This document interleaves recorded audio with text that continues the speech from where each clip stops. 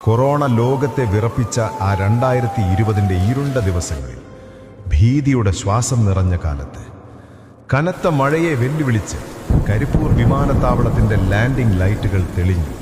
ഒരു വിമാനം പറന്നു, പ്രതീക്ഷയെ ചിറകാക്കി.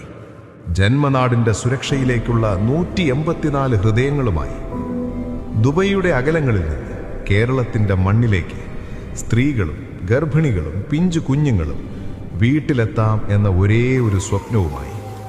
പക്ഷേ കൊണ്ടോട്ടിയുടെ ആകാശം അന്നത്തെ രാത്രി കനത്തിരുന്നു.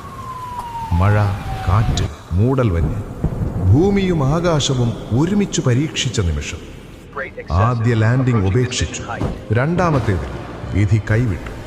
ടേബിൾ ടോപ്പ് റൺവേയിൽ നിന്ന് വിമാനം വലിച്ചു 35 അടി താഴേക്ക്. ഒരു നിമിഷത്തിൽ രണ്ടായി പിളർന്നു. അപകടത്തിന്റെ ശബ്ദം നാടിന്റെ